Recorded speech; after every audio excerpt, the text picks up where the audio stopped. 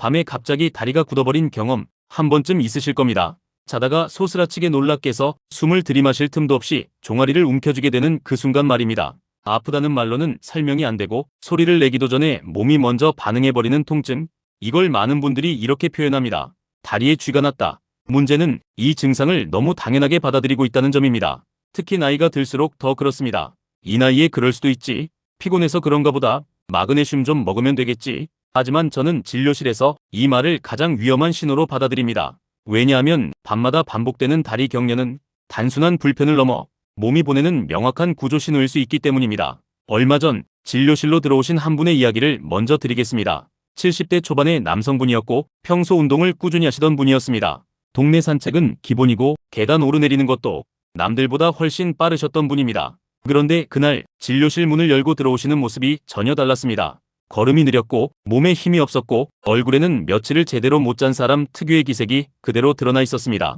제가 어디가 불편해서 오셨냐고 묻자 잠시 말없이 앉아 계시다가 이렇게 말씀하셨습니다. 선생님, 요즘은 밤이 오는 게 겁이 납니다. 알고 보니 이분은 2달 가까이 거의 매일 밤 다리에 극심한 경련을 겪고 계셨습니다. 자다가 한두 번 깨는 수준이 아니라 한 번 쥐가 나면 통증이 가라앉기까지 10분, 길게는 20분 이상을 버텨야 했다고 합니다. 그렇게 잠을 설치다 보니 낮에는 기운이 없고 예전처럼 걷는 것도 점점 부담이 되기 시작했습니다. 이 이야기가 특별한 사례일까요? 전혀 그렇지 않습니다. 실제로 60세 이상 성인 중 절반에 가까운 분들이 야간 다리 경련을 경험합니다. 2분 중 1분은 밤마다 다리 때문에 잠에서 깨고 있다는 이야기입니다. 그런데 정말 심각한 문제는 따로 있습니다. 이 많은 분들 중 대부분이 병원을 찾지 않는다는 점입니다. 나이 들면 다 그렇다며 넘기거나 영양제 몇 가지로 해결하려다 오히려 증상을 키우는 경우도 적지 않습니다. 하지만 밤마다 반복되는 다리쥐는 결코 무시해도 되는 신호가 아닙니다. 어떤 경우에는 단순한 근육 문제일 수도 있지만 어떤 경우에는 혈관이나 신경이 보내는 위험 신호일 수도 있기 때문입니다. 그리고 이 차이를 구분하지 못한 채 방치하면 걷는 게 불편해지는 정도를 넘어 삶의 질 전체가 무너질 수도 있습니다. 그래서 오늘 이 영상에서는 밤에 다리에 쥐가 나는 현상을 단순한 노화로 넘기지 않고 몸의 입장에서 다시 한번 짚어보려고 합니다. 이 통증이 왜 밤에 나타나는지, 왜 나이가 들수록 잦아지는지, 그리고 어떤 경우에 절대 그냥 넘어가서는 안 되는지 지금부터 차근차근 이야기를 이어가 보겠습니다. 앞에서 말씀드린 것처럼 밤마다 다리에 쥐가 나는 현상은 단순히 피곤해서 생기는 일이 아닙니다. 많은 분들이 가장 먼저 떠올리는 원인은 마그네슘 부족입니다. 그래서 약국에 가면 마그네슘을 사고 이미 드시고 계신 분들은 용량을 더 늘리기도 합니다. 하지만 진료실에서 실제로 확인해보면 이런 경우가 훨씬 많습니다. 마그네슘 수치는 정상인데 쥐는 계속 나는 경우입니다. 그렇다면 질문이 하나 생깁니다. 도대체 왜 이런 일이 생기는 걸까요? 답은 근육이 아니라 신경에 있습니다. 우리 다리는 생각보다 정교한 시스템으로 움직입니다. 근육이 혼자 수축하고 풀리는 게 아니라 신경의 지시에 따라 정확한 타이밍에 움직이도록 설계되어 있습니다. 이걸 자동차에 비유하면 이해가 쉽습니다. 엑셀처럼 근육을 수축시키는 신경이 있고 브레이크처럼 근육을 풀어주는 신경이 있습니다. 젊고 건강할 때는 이 두 신경이 아주 균형 있게 작동합니다. 움직일 때는 엑셀이, 쉴 때는 브레이크가 자연스럽게 역할을 바꿉니다. 그런데 나이가 들면서 이 균형이 서서히 깨지기 시작합니다. 특히 브레이크 역할을 하는 신경이 점점 둔해집니다. 문제는 우리가 잠들어 있을 때입니다. 잠을 자는 동안 우리 몸은 근육을 쉬게 하려고 합니다. 즉, 브레이크를 밟아야 하는 상황입니다. 하지만 브레이크 신경이 제대로 작동하지 않으면 근육은 쉬지 못하고 엉뚱한 신호를 받게 됩니다. 여기에 하나가 더 겹칩니다. 바로 잠잘 때의 발 모양입니다. 지금 한번 떠올려 보세요. 이불을 덮고 누워있을 때 대부분 발끝은 아래로 떨어져 있습니다. 이 자세는 종아리 근육이 가장 짧아지는 상태입니다. 이미 짧아져서 팽팽해진 근육에 신경이 잘못된 수축 신호를 보내면 근육은 그걸 견디지 못합니다. 그 순간 근육이 돌처럼 굳어버리며 극심한 통증이 발생합니다. 이게 바로 밤에 다리에 쥐가 나는 가장 흔한 메커니즘입니다. 중요한 점은 이 과정에 마그네슘이 거의 관여하지 않는 경우가 많다는 겁니다. 마그네슘은 근육의 재료 중 하나일 뿐 신경의 오작동을 바로잡는 역할은 아닙니다. 그래서 마그네슘을 먹어도 증상이 그대로인 분들이 많은 겁니다. 오히려 과하게 섭취하면 속이 더부룩하거나 설사를 하는 부작용만 생길 수도 있습니다. 하지만 여기서 반드시 짚고 넘어가야 할 경고가 있습니다. 지금 말씀드린 신경 문제는 비교적 흔하고 치명적인 경우는 많지 않습니다. 그러나 모든 다리 통증을 이 범주로 묶어서는 안 됩니다. 어떤 경우에는 쥐처럼 느껴지지만 실제로는 전혀 다른, 그리고 훨씬 위험한 문제일 수 있기 때문입니다. 그래서 다음으로는 절대 헷갈리면 안 되는 다리 통증의 신호들을 하나씩 짚어보겠습니다.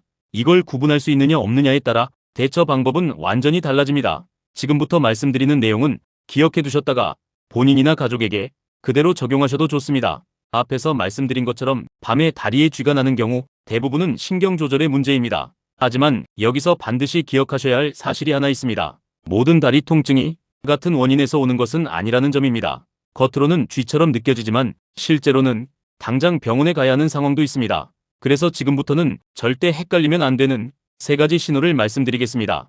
이건 의사 입장에서 가장 먼저 확인하는 기준이기도 합니다. 첫 번째는 한쪽 다리만 유독 달라지는 경우입니다. 밤에 다리가 아픈데 유독 한쪽 종아리만 눈에 띄게 붓거나 만졌을 때 열감이 느껴진다면 이건 단순한 쥐가 아닙니다. 피부색이 평소보다 붉어 보이거나 양쪽 다리를 비교했을 때 굵기 차이가 분명하다면 반드시 의심해야 합니다.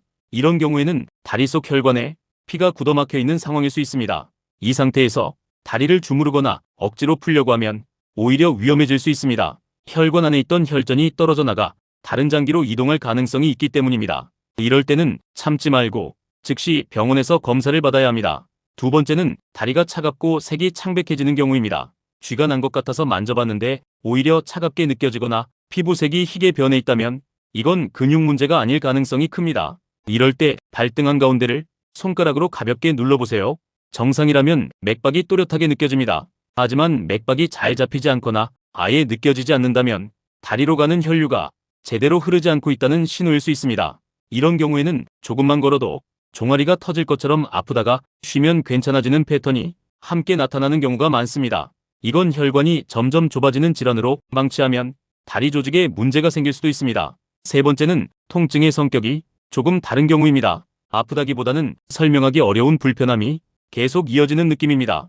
다리 안에서 뭔가 기어다니는 것 같거나 찌릿찌릿 전기가 오는 것 같고 가만히 있으면 더 힘들어집니다. 이상하게도 다리를 움직이거나 일어나서 걸으면 그 순간은 훨씬 편해집니다. 이런 경우는 근육이나 혈관보다 신경 전달 물질의 문제일 가능성이 큽니다. 치료 방향도 쥐를 잡는 방식과는 완전히 달라집니다. 그래서 제가 진료실에서 야간 다리 통증을 호소하는 분을 만나면 가장 먼저 이 3가지를 확인합니다. 양쪽 다리가 비슷한지, 열감이나 부종은 없는지, 맥박은 잘 뛰는지, 이 기준을 통과하고 나서야 비로소 신경성 경련으로 판단합니다. 만약 여러분이나 가족에게 지금 말씀드린 신호가 하나라도 해당된다면 혼자 판단하려 하지 마시고 전문가의 도움을 받으셔야 합니다. 그리고 아무 이상 신호가 없다면 그때부터는 다르게 접근하셔도 됩니다. 이제부터는 약 없이 집에서 지금 당장 쓸 수 있는 방법에 대해 이야기를 이어가겠습니다. 이제부터는 밤에 갑자기 다리에 쥐가 났을 때 지금 당장 써먹을 수 있는 이야기입니다. 아주 간단하지만 대부분의 분들이 반대로 하고 있는 행동부터 먼저 말씀드려야겠습니다. 쥐가 나면 본능적으로 다리를 주무릅니다. 아픈 부위를 움켜쥐고 세게 누르고 주물러서 풀어보려고 합니다. 하지만 이 행동은 통증을 줄이기보다는 오히려 길게 만드는 경우가 많습니다.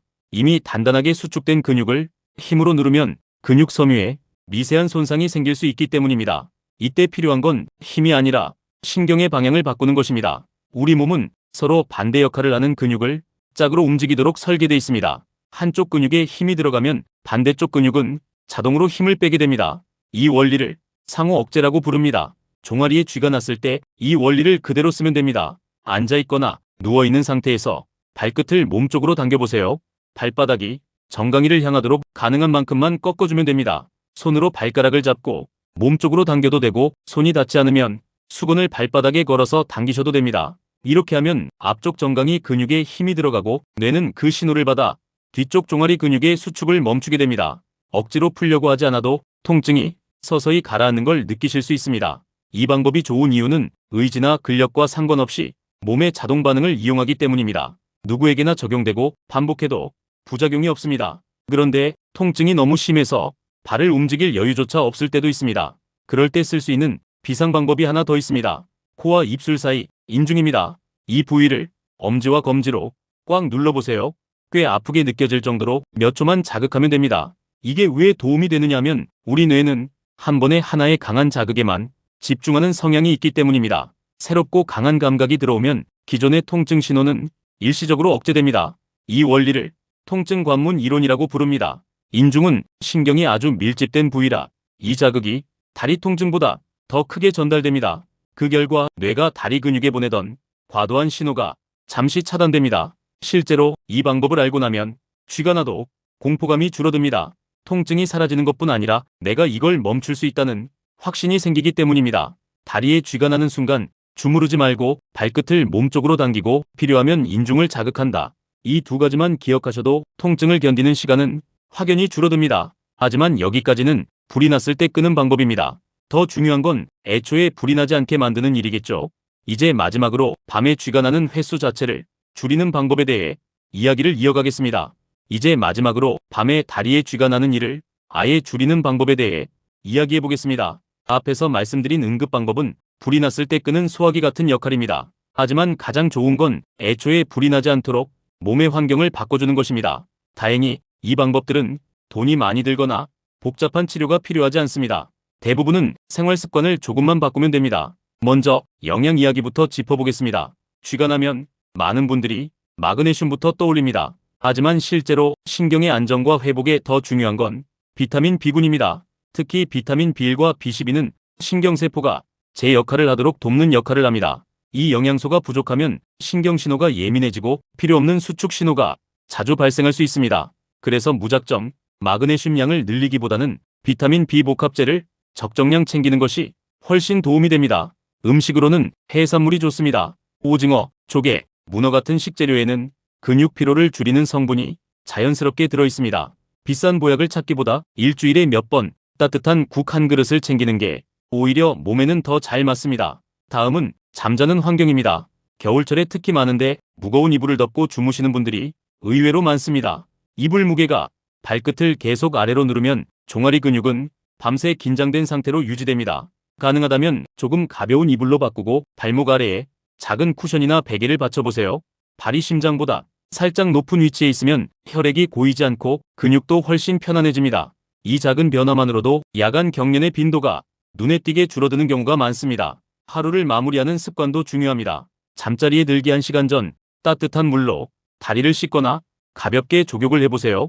물 온도는 뜨겁지 않게 편안하다고 느껴지는 정도면 충분합니다. 이 시간 동안 근육과 신경은 자연스럽게 이완됩니다. 그리고 아침에 일어났을 때 바로 일어나기보다 침대에서 발끝을 몸쪽으로 당기는 동작을 몇 차례만 해보세요.